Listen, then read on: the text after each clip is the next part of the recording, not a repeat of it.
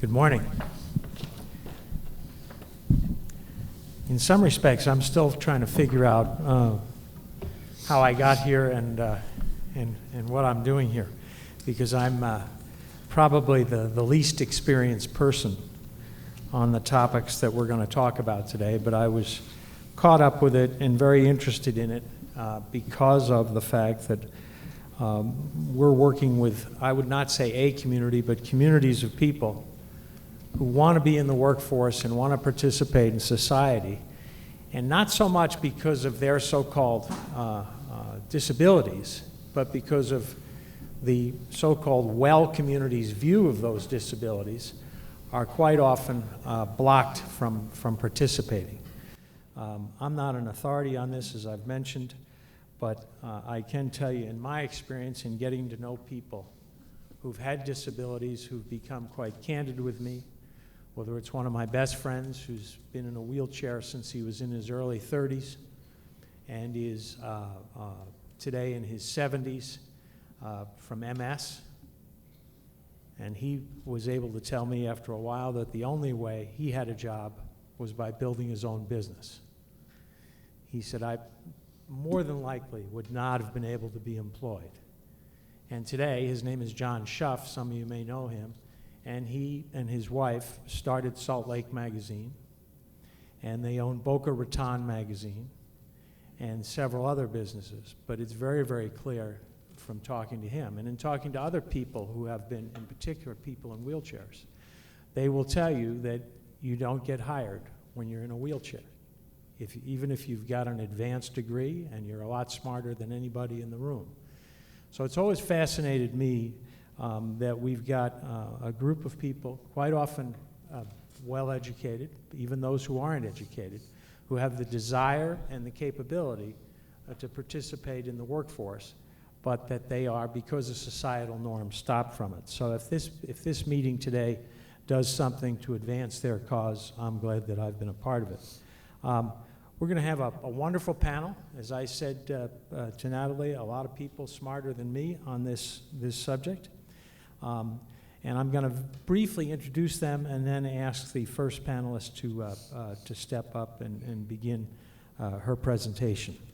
And you've got bios of these folks in your paperwork, so I'm not going to read the bios word by word. I'll just give you the headlines. Philippa Dunn is the co-editor of 2 independent macroeconomic newsletters. That sounds really important. The Lysico Report, hope I pronounced that correctly, with a trading focus, and Sightlines Bulletin, which takes a longer perspective. Natalie Gochnour, I hope I said that right, Natalie. Sounds great. Is an associate dean at the David Eccles School of Business at the University of Utah. And she's the chief economist and senior advisor to the Salt Lake Chamber. For those of you who aren't from Salt Lake, and I'm not part of the culture here. I was born in Brooklyn, New York, grew up on the East Coast, spent most of my career, most recently with Deutsche Bank in New York City and in Boston. But I've never ceased to wonder and to be in awe of the community in both Salt Lake and statewide in Utah. There's a group here mentioned here, the Governor's Office of Economic Development, and they've got a problem right now, and it's a problem that most other places in the United States don't have. The unemployment rate in Utah is now down to just above 3.5%, which means there's a labor shortage in Utah. As I said, that's not a problem that exists in most other places, but it didn't happen by accident. At the beginning of this current very, very difficult downturn that we've been in, the unemployment rate here was over 9%.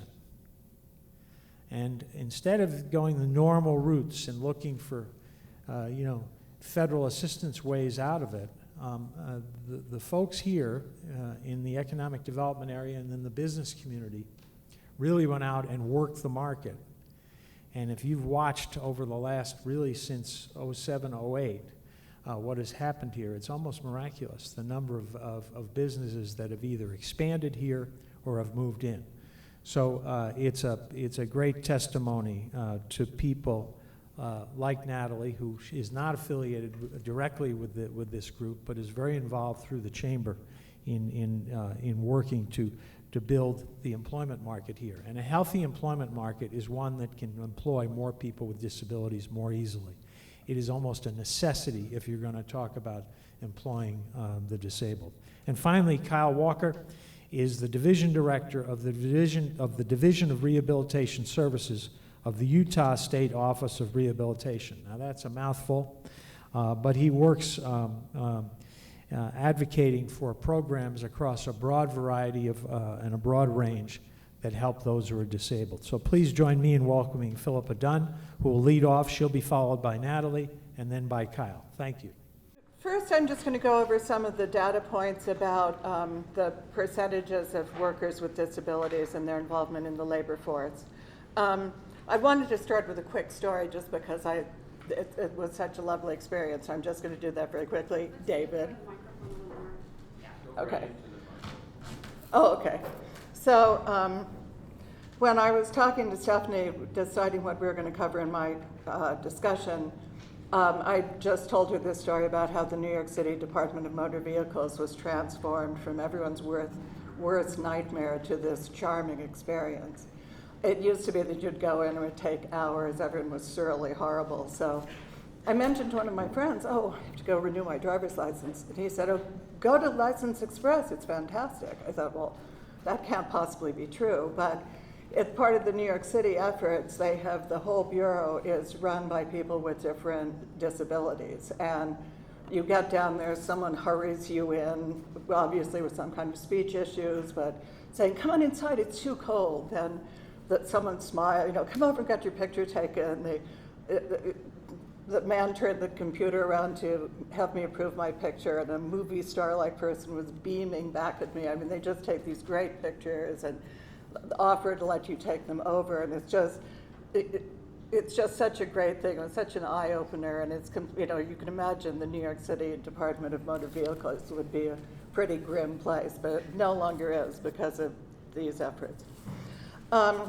So the BLS, in one of their older reports, they note that the characteristics of the disabled who are working have a remarkable consistency with workers who have no disabilities. And you can see in this first slide, which I can't really see, by sector, that the rates, these are the percentages, they're very consistent. The disabilities are on the left, the without disabilities are on the right. And then also by class of worker, except the self-employed. You'll see at the bottom about 11% of the workers with disabilities are self-employed versus 6% of the workers without disabilities. So that speaks to what you were saying when you opened. I'll say also that about 34% of workers with disabilities work part-time compared to 19% of those without, and they're 3 times more likely to be 65 and over. Now, as everyone knows, the Great Recession broke a number of long-term relationships. Well, it hammered the labor market, and it so badly that it even tore apart a lot of the long-term relationships that the Bureau of Labor Statistics bases their extrapolations on. So the number of people who left jobs voluntarily fell below the number who was pushed out the door. That's never happened before in the official BLS statistics, or sort of as proxy that my business partner and I cobbled together. The relationship between business deaths and business births fell apart, so when one business went under, another one was not taking its place. So it's no surprise that the number of people who left the labor force, who gave up, rose severely during the recession. Well, anyway, you can see without a disability, the labor force is now starting to come down. They moved together throughout the recession and early recovery, but now with a disability is staying up. So that's one cause for concern. This is the employment population ratio. So this is the number of people who are employed versus the entire population. And you can see, again, they're going back and forth, but they're moving pretty much together. So that's, you know, the trends in both of the groups are basically the same. Now, here's something interesting. Only the over 65 contingent is gaining share, you know, it's increasing their involvement in the labor force. And that's true both of people with disabilities and people without. This is just the number of people not in the labor force with a disability, so that's climbing. But you can see that as a share of the total not in the labor force, it's quite stable. And this is the disabled share of the population, which I don't know why it declined so much in 2010, and I wasn't able to find out, but that's just the share of people who are reporting themselves as having a disability. And okay, now here's where you see the real differences. These are the employment population ratios and unemployment rates for people with disabilities and without. And you can see that the employment population ratio for people with disabilities is just around 20%, just generalizing here, whereas it's much higher for those without a disability. So in all areas, that's a problem. And then this is by education level, and you can see that education really matters. The unemployment rate for people with disabilities who have a BA is 9%. For those with less than high school, it's 18%. So school is very important. Now this slide this is looking, these other statistics were Bureau of Labor Statistics series, and this is from the DI series from the Social Security Administration. So looking at this, you can see that the increase in the number of people on disability explains about half of the increase in the number of people who are no longer in the labor force. So that's a considerable amount, but it's obviously not the whole story. There have been a number of studies of what other countries have done to try to bring down their rates of entry into disability. And just briefly, the thing that really helps control growth of people who are on disability and out of the labor force, and it's very unlikely for them ever to come back once they get on disability, is to work with the newly disabled to try to keep them on the job. If there have been studies in many European countries, but if you just can get in there right away and do something, you have a much better chance that that person will not drop out of the force. And even waiting a year really decreases the probability that they'll continue working.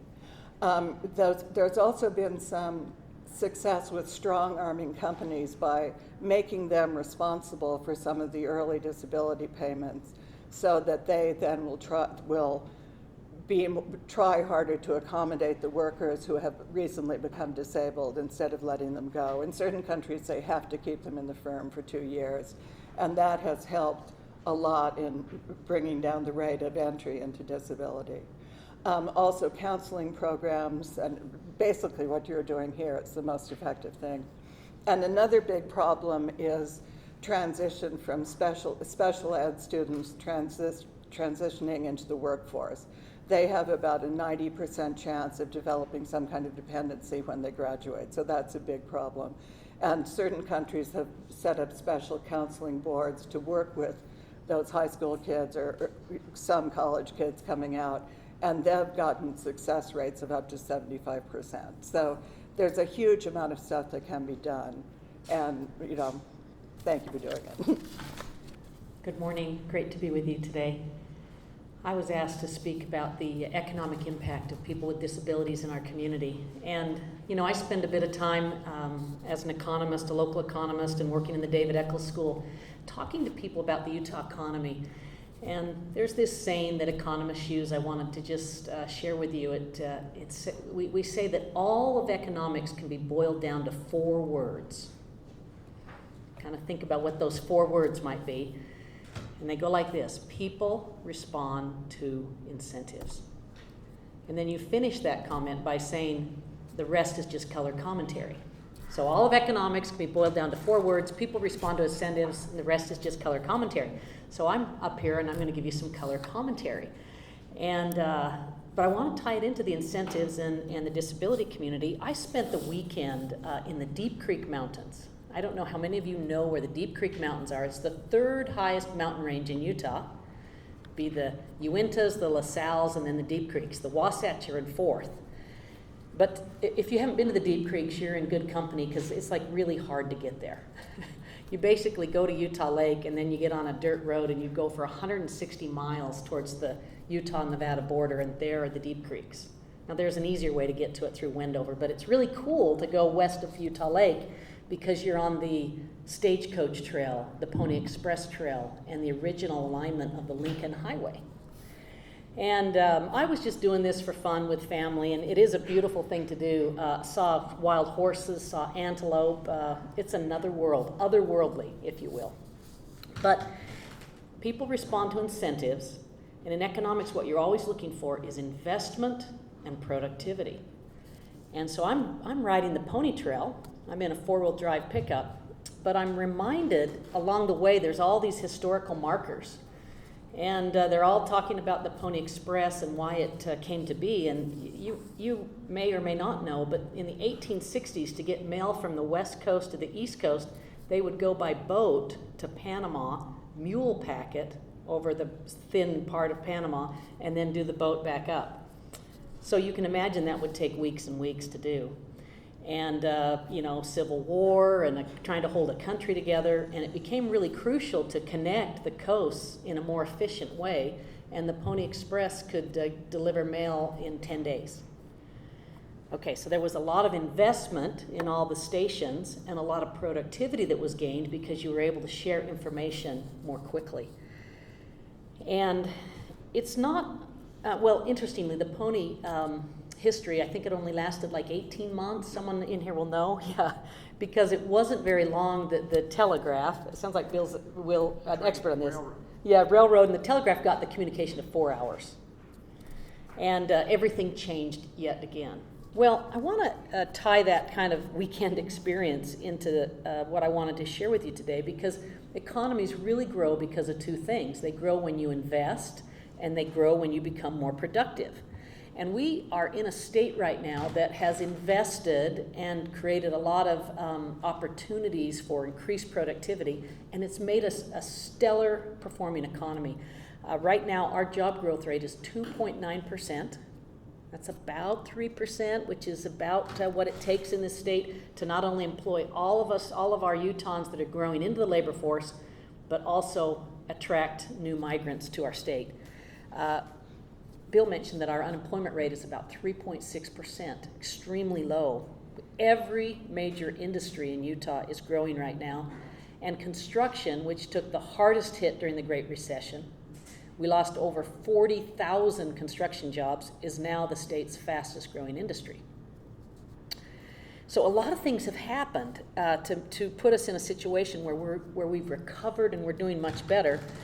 But as Stephanie mentioned, we still have sort of this little dark underbelly. And the dark underbelly is that we have tens of thousands of Utahns who have dropped out of the labor force.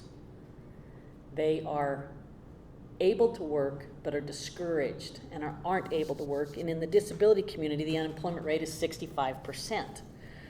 And that means that we have this really well-performing economy that could be doing even better if we found gainful employment opportunities for people who have fallen out of the labor force and who are discouraged. In our state, we have about 142,000 adults with a disability. It's about 13% of the adult population. Many thousands of these invested their time and energy to grow the Utah economy. That means we have more wages, means we have lower unemployment, means we have higher standards of living because of people with disabilities. They bring very unique skill sets. The skill sets have value in our economy. They also represent a very large customer base for Utah businesses. And in the end, the more that we can do to help the disabled community have more opportunity, more jobs, the more we can invest in these people, the more that we can increase the productivity of this economy, the greater will be our prosperity in this state. I'll just close by saying that if we want to realize our full economic potential as Utahns and as the Utah economy, we do have to find more ways to invest, more ways to increase the productivity, and more ways to take this incredible community of disabled adults and put them to work in a way that makes all of our lives better. I look forward to answering questions during the discussion part. Thank you. Thank you for having me. I'm going to try to get through this slideshow pretty quick, but if you, it's probably easier to look at this screen over here on the wall. The Utah State Office of Rehabilitation has been in existence since 1921. We're housed with the State Office of the State Board of Education. The next slide talks a little bit about, before we can talk about participation in the workforce, we have to really talk about education. What are the impacts of having a disability on educational outcomes for people in Utah? Utah experiences a 64% graduation rate for students with disabilities, whereas the general population sees a graduation rate of 80% from high school. That's a big gap that affects employment.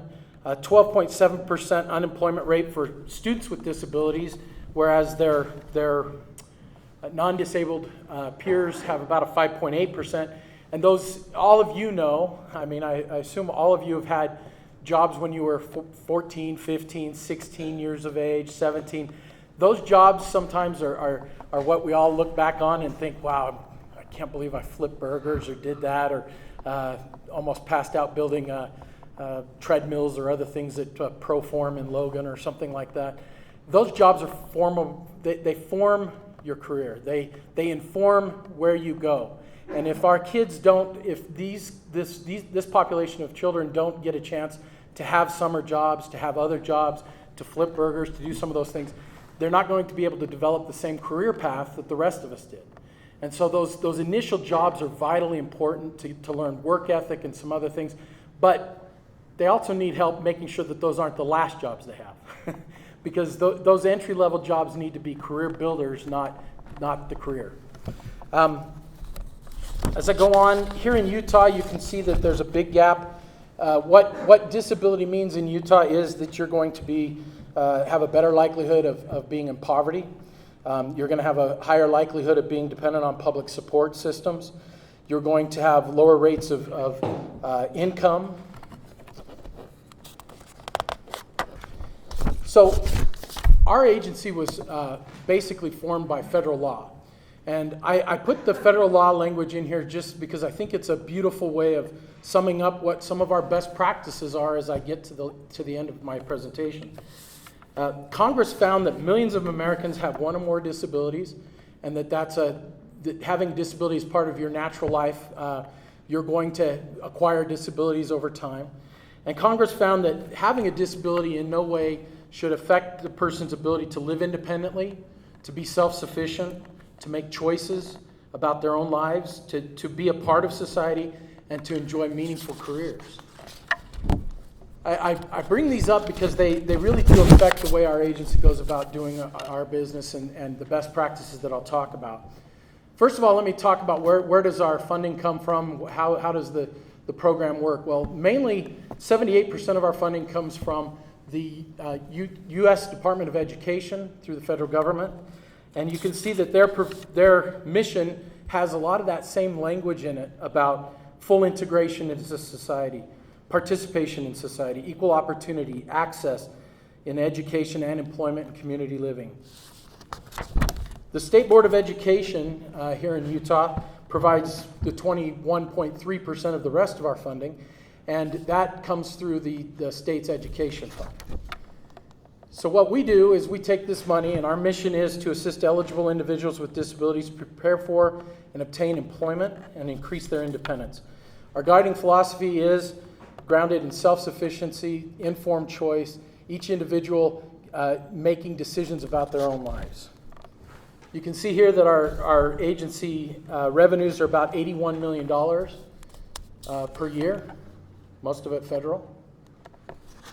But the USOR, a lot of people think we're just the vocational rehabilitation program. We're a lot more than vocational rehabilitation. We have 4 divisions. We have the Division of Services for the Blind and Visually Impaired. We have the Division of Services for the Deaf and Hard of Hearing. We have the Division of Disability Determination Services, which adjudicates disability claims for Social Security. And then we have the largest division, which is the Division of Rehabilitation Services, which has the VR component within it. And this is how, in the presentation, it shows how those revenues are divided. So just to talk briefly about some of the things that are best practices in some of our divisions. The Services for the Blind and Visually Impaired has a lot of different programs that help people come to awareness of their disability, to help with things like orientation and mobility. We have a center that teaches things like independent living skills. We have kitchens, and they even have a wood shop over there where you walk in and it's completely dark and you hear saws going, and I always ball up my fist because I think I'll lose a finger just walking into the place. But they teach people how to build woodworking and other things because it's a confidence builder. If I can build, the other day I was over there and a guy was building a guitar. And if you can build a guitar in a wood shop that's pitch black, I think you can probably do just about anything. They teach them all sorts of daily living skills, the ability to read Braille. The Division of Services for the Deaf and Hard of Hearing have a lot of the similar programs to help people with deafness and hard of hearing, to help them overcome their disability, to help them utilize assistive technology and other devices, and other training programs. The Division of Disability Determination, like I said, is 100% federal funded, and it helps adjudicate claims for Social Security disability. Now I'll talk about the VR program in general. Vocational rehabilitation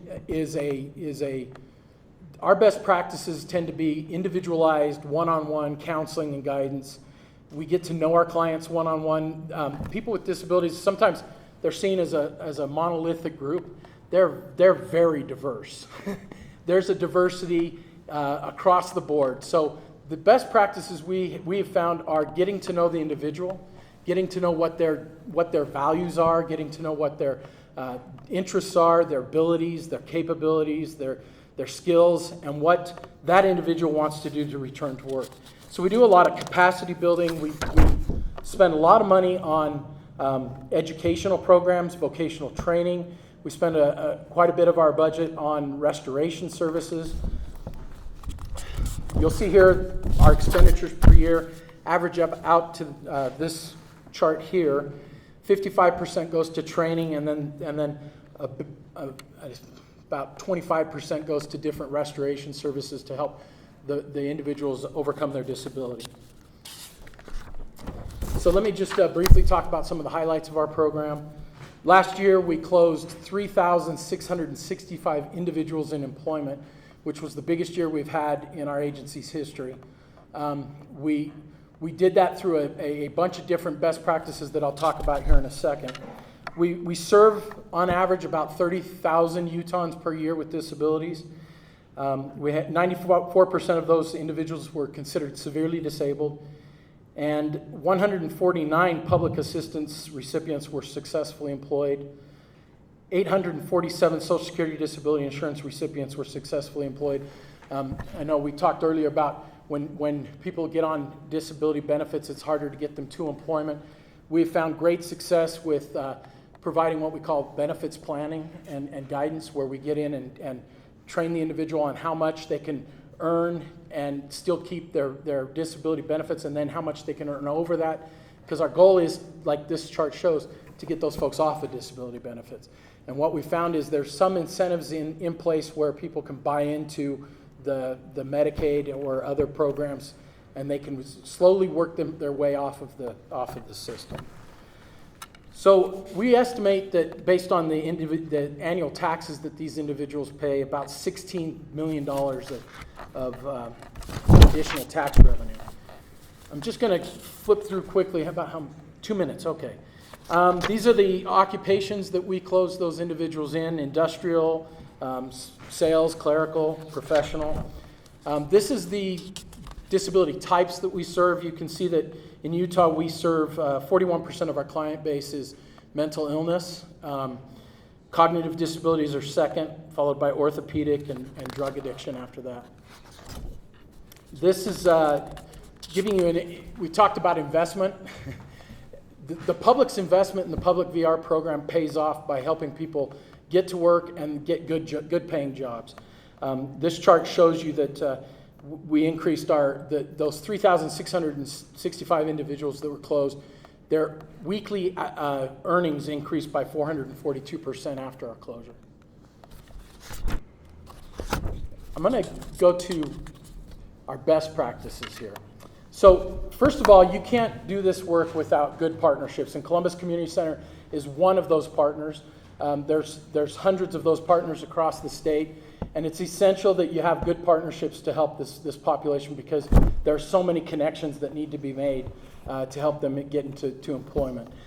Some of the things that we found very successful is our benefits planning to help people with benefits get back to work, but we've also found that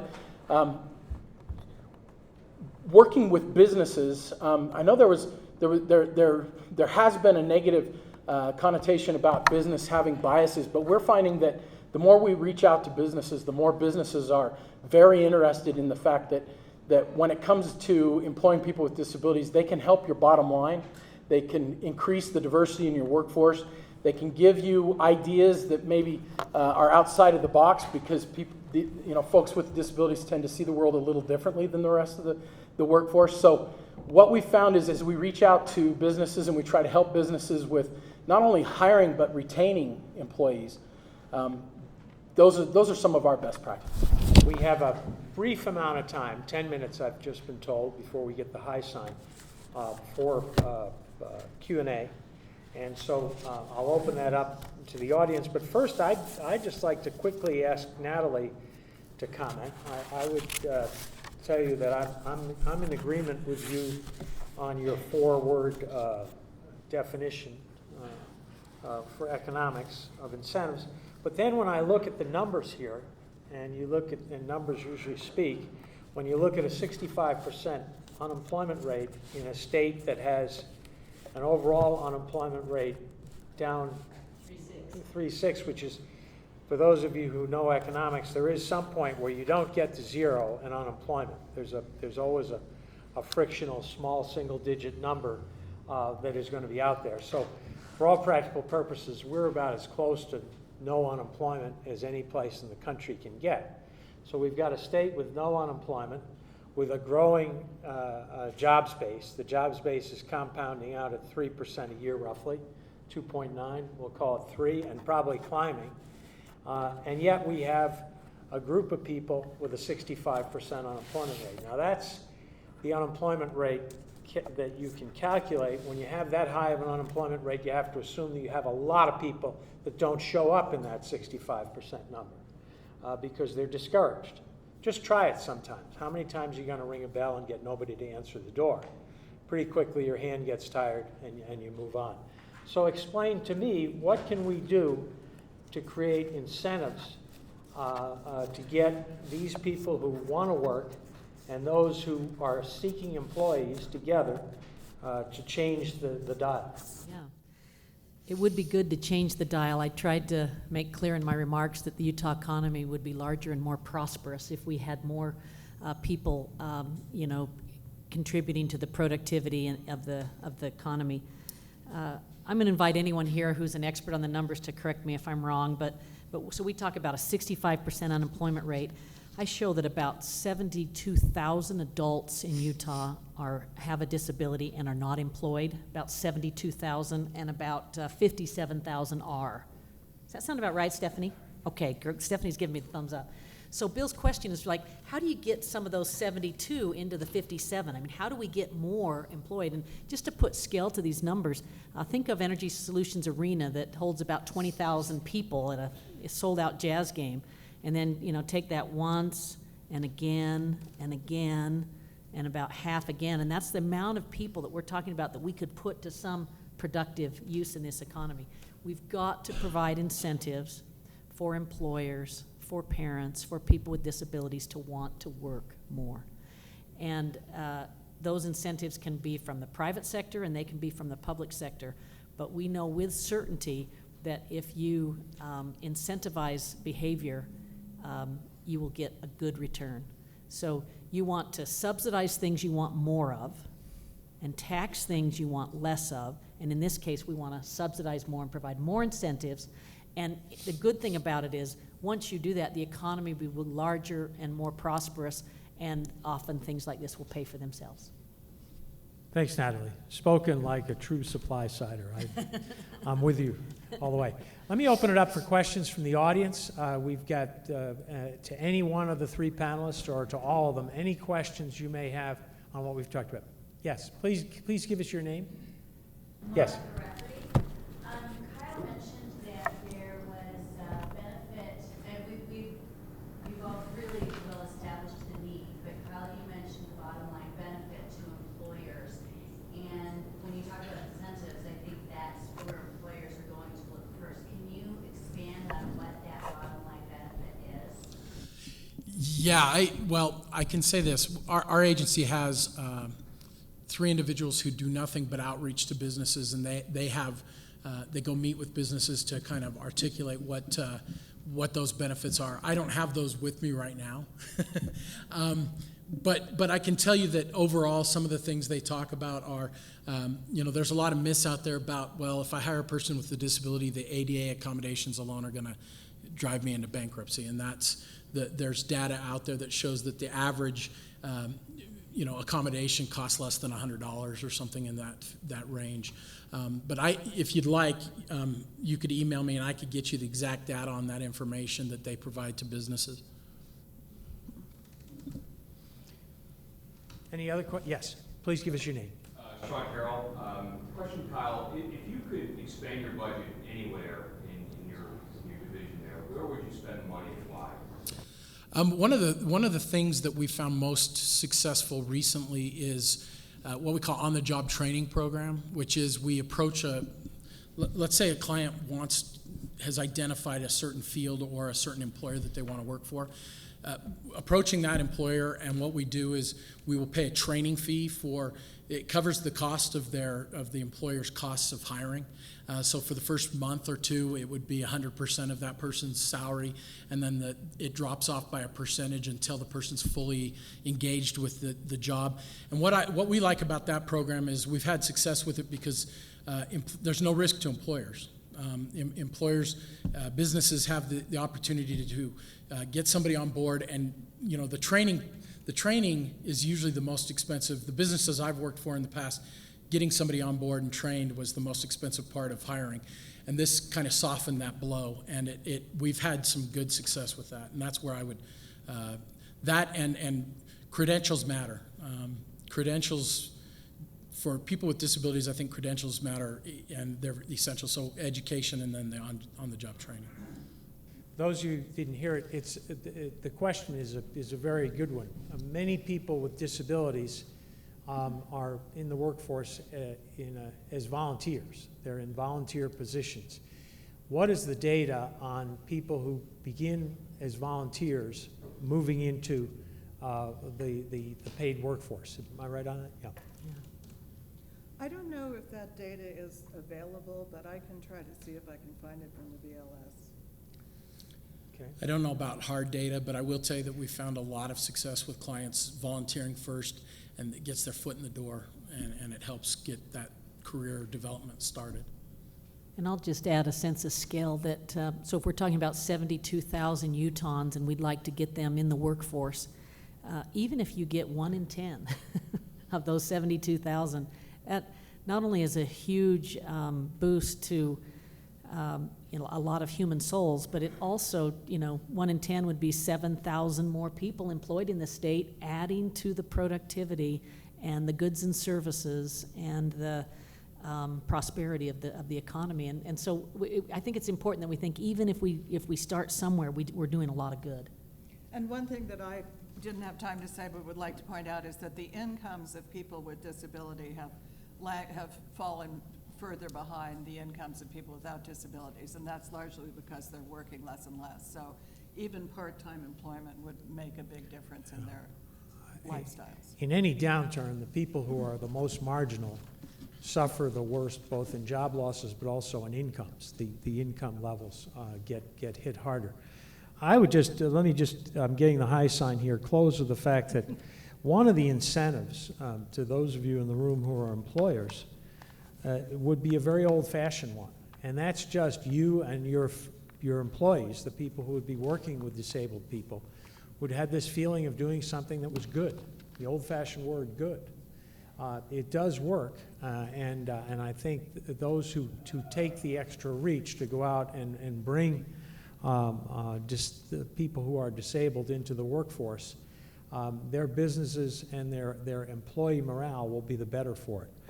With that, I want to thank our panelists for kicking off the meeting and thank all of you for being here today. Thanks very much.